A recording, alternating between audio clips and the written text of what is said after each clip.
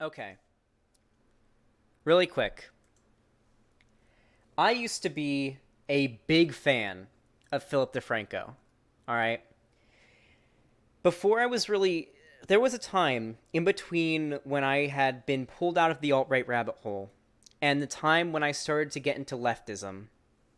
There was like a 5 month period where I was just like, fuck politics, fuck political bias. I don't want anything to do with any of it. I just want to know what's going on and in gaming and just world events, like not necessarily politics, but like celebrities, things, media, things like that. And I found Philip DeFranco was very good for this because he's a centrist, left leaning centrist. He seemed very reasonable. He was entertaining. He did a daily show, sometimes even multiple days. He's likable. I really, really liked Philip DeFranco. Big fan of him at the time. And I would watch him every night. I would listen to his new show while I did the dishes, while I did chores, while I did yard work, shit like that. I liked this dude. I liked Philip DeFranco a lot. I thought he was really reasonable. However, then I got into leftism, and I started to find myself getting a little. I watched Philip DeFranco a lot less because his painfully centrist, hey, both sides of the situation are just as valid. His takes like that started to get really just annoying, but I didn't cancel him or anything. I wasn't like, oh, I'm not going to watch him anymore. Occasionally, if I saw an interesting title, I would tune in and I would check it out. However, then, then Faraday Speaks' video about coming out of the alt-right rabbit hole came out. And he and I, well, me, him, and a few other breadtubers were interviewed by Kevin Roose, who wrote the New York Times article that went so viral that triggered ever so many conservatives.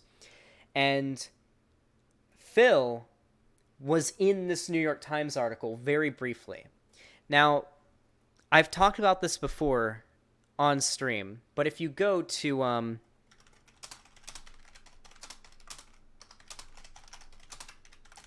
the actual New York Times article, it used to be, you can see we have this image here. Whenever you go to the actual article, it has a bunch of figures here, ranging from, liberal, centrist leaning people, just sort of memers who are pretty apolitical but are utilized by a lot of people on the right, to full-on, Nazis,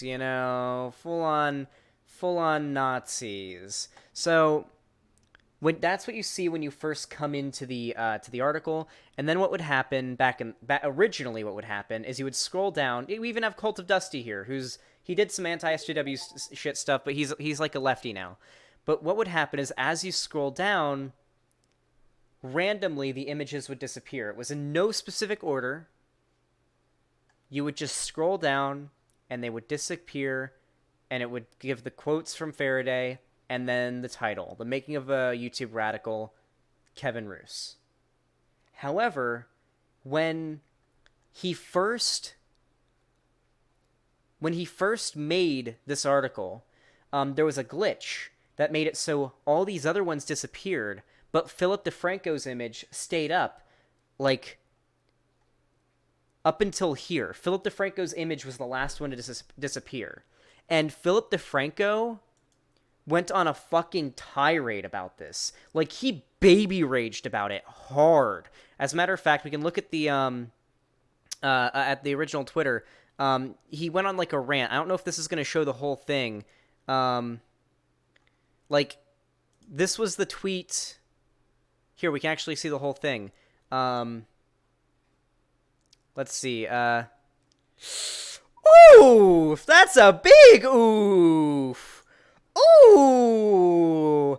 Oh boy, I did not expect to see this here. Yikes! Okay. Yeah, so Philip DeFranco got a little triggered about this.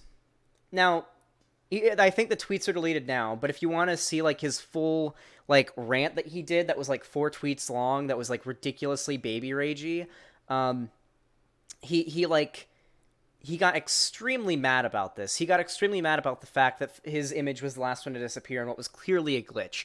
And I would have to come to the conclusion that the fact that he got so mad about this, he must not have actually read it. This is what pissed me off so much. Phillip DeFranco is a news guy. He's the guy you're supposed to get your unbiased, reasonable news from. And you're supposed to be able to trust him. And that's what you're supposed to get from him, because he gives his take. It's not just him reporting on the event and that's it. He gives his take. And he usually tries to bring his take into it and tries to convince you about it to some degree, right? So the fact that this guy, who I'm supposed to take the word of, who is a news guy, the fact that he clearly didn't read this article and took such massive offense to a glitch made me realize that, like, holy shit, how the fuck am I supposed to trust this dude who can't even use basic cognitive reasoning or problem-solving skills to figure out what the fuck was going on here, that it was just a glitch? Now, Kevin Roos did respond to the tweet, and he said, hey, the writer here, this collage is just a sample from his viewing history.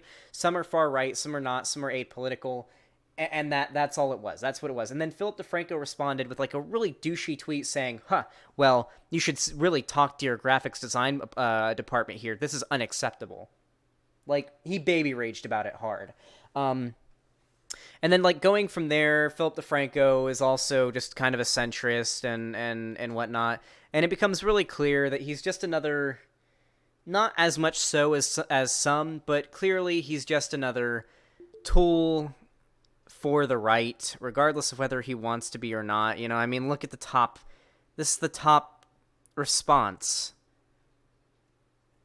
This is the top response to his tweet, complaining about it. Like, oh, who liked this tweet? Let's see. It says Tips Ethnostate. Let's see who liked this tweet. Oh, yeah, I was hoping ER would have liked it. That would have been a little damning. My Germans. Never stop, ER. You're a damn wonder fiend. So, I mean, I think you guys understand why I don't like Philip DeFranco much anymore. Now, if Philip DeFranco wanted to, you know,